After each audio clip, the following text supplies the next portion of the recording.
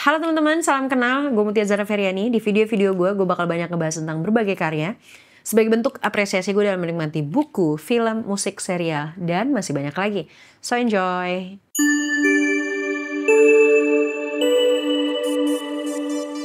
Hari ini gue mau ngomongin buku Hidup Apa Adanya karya Kim Soo Hyun. Judul aslinya gue nggak tahu bahasa Koreanya, tapi kalau ditranslate ke bahasa Inggris judulnya ada It's Okay to Overflow as You Are. Penulis dan ilustratornya, ya ada ilustrasi dalamnya, yaitu Kim Soo Hyun. Genrenya self-help, refleksi diri, dan esai ilustratif. Kalau kita ngerasa nggak semangat, ngerasa nggak cukup, atau ngerasa gagal jadi versi terbaik dari diri kita, boleh nggak gue nemenin lo sebentar? Karena hari ini kita ngulik-ngulik buku yang nyuruh kita untuk nggak harus hebat, tapi ngizinin kita untuk jadi orang yang biasa aja. Hidup Apa Adanya ini menurut gue kayak orang yang coba bicara pelan ke hati kita. Ini tuh bukan novel, bukan juga buku motivasi, apalagi buku yang penuh strategi buat sukses. Tapi justru kumpulan tulisan pendek dan ilustrasi sederhana yang terasa seperti pelukan lembut di hari yang berat. Hari ini juga kita nggak sempurna ya, tapi kita tetap hidup dan itu cukup. Buku ini tuh kayak apa ya? Kayak minum teh hangat kali ya. Jadi dia nggak mengubah dunia, tapi membuat kita bernafas lebih pelan. Kim Soo Hyun itu berbagi pengalaman dan pemikirannya tentang gimana jadi manusia yang nggak sempurna, yang nggak harus selalu kuat, dan yang boleh jujur tentang rasa takut, cemas, dan juga gagal. Di buku ini dibicarakan, ya, ditulisin kalau hidup tuh nggak selalu harus besar. Terkadang cukup dengan tidak menyerah hari ini. Isi dari buku ini tuh ada beberapa ilustrasi sederhana di dalamnya, juga tulisan reflektif pendek. Gaya tulisannya tuh sangat ringan dan penuh empati. Yang gue suka di buku ini tuh juga ngebahas tentang gimana caranya ngejalanin hidup sesuai dengan kapasitas diri kita. Terus kita juga harus mau ngelepas standar diri yang terlalu tinggi dari luar, memaafkan diri kita yang gak ideal, menghargai proses bukan cuma hasil, dan merangkul kekurangan sebagai bagian dari perjalanan.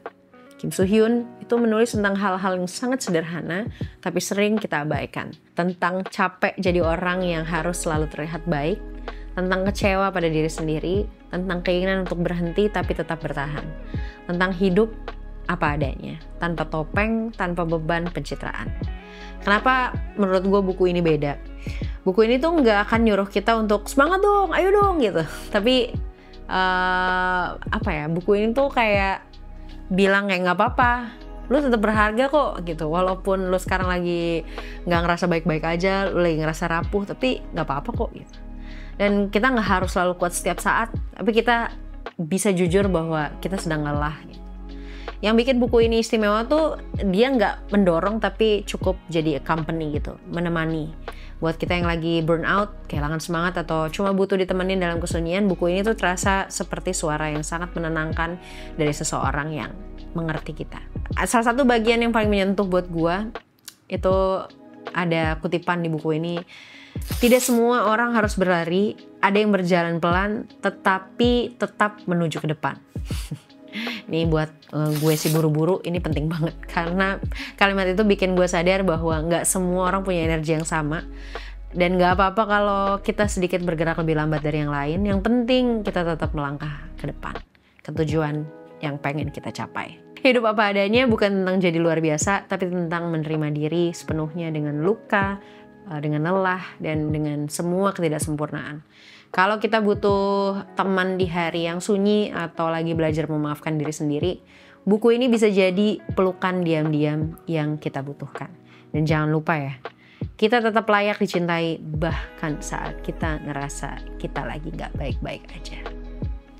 Kutipan lainnya yang gue juga suka, hari ini juga aku gak sempurna, tapi aku akan tetap hidup dan itu cukup.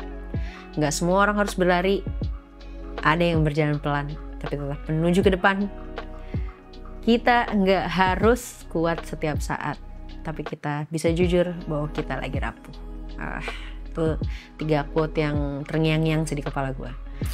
Kelebihan buku ini menurut gue karena ada visualnya jadi menarik ya. visualnya tuh menenangkan, setiap halaman tuh diiringi dengan ilustrasi bernuansa lembut, memperkuat pesan healingnya. Terus bisa dibaca saat mental lagi turun, tulisannya juga nggak rumit, justru karena itu ia bisa menyentuh tanpa harus dijelaskan panjang lebar.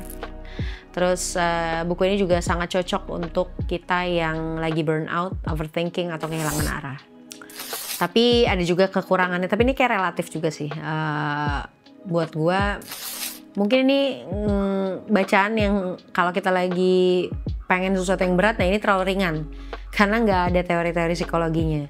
Buat yang mencari how to, kayak strategi hidup dan lain-lain, buku ini lebih ke arah penguatan emosional, jadi pasti nggak ada strateginya. Tapi justru ini jadi daya tarik untuk teman-teman yang pengen baca buku yang light, karena dia nggak akan bisa mengubah hidup kita secara drastis, tapi setidaknya kayaknya bisa ngajak kita untuk berdamai dengan keadaan. Kesimpulan dari buku Hidup Apa Adanya, menurut gue buku ini memberi ruang untuk berhenti sejenak dan bilang ke kita kalau aku sudah cukup meskipun hari ini aku gak sempurna. Buku ini bukan tentang jadi versi terbaik dari diri kita, tapi tentang menerima bahwa versi saat ini layak dicintai.